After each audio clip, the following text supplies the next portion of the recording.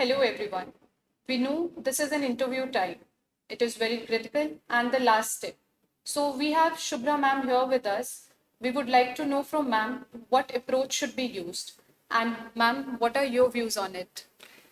My view on this is interview test is only about personality.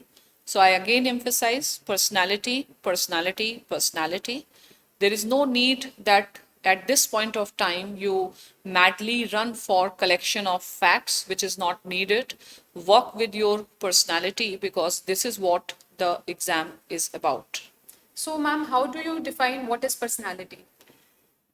Easy to define personality. We can take personality into three components: the physical, the spiritual, and the intellectual.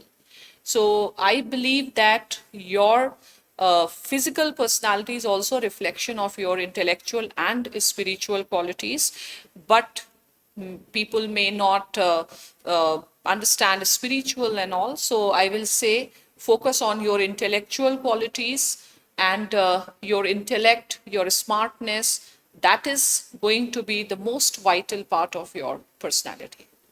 So Ma'am, talking about personality, how do you define a good personality? See, it's subjective. Right now, we have to understand a good personality from the perspective of civil services examination. So, understanding the requirement of the profession, and that should be a part of the personality. For example, civil servants have to work in a very challenging environment. There are a lot of expectations. At times, the resources are less, time constraints are there. So, how will you manage the show? How will you manage all these things and challenges in a way that gives you satisfaction, that gives satisfaction for those whom you plan to do all these things? I think this is what is needed. So obviously, I will say smartness is important, your ability to analyze the situation, you should not get provoked, how to keep yourself cool, calm. These are the things which are going to be tested. So Ma'am, do you think that board is testing a person's knowledge or information at this point of time?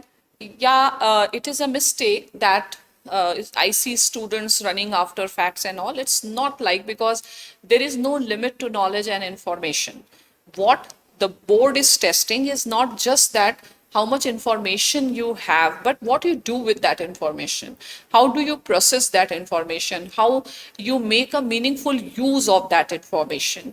And one suggestion I would like to say, that by chance you get a particular question for which you are already fully prepared, just don't be in hurry to give a fast reply. You should show your approach. How do you approach the things? That approach is very important. What is your problem solving skill?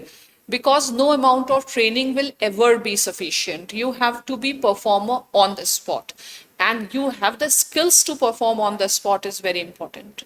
So Ma'am, how does articulation skills come up? Very important, because ultimately it is an communication.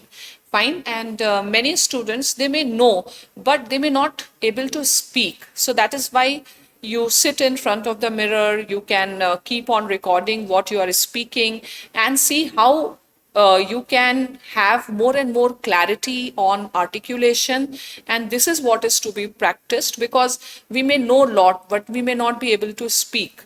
Fine. And remember, there is no second chance. You will get those 20-30 minutes which will make or break. So don't leave any stone unturned.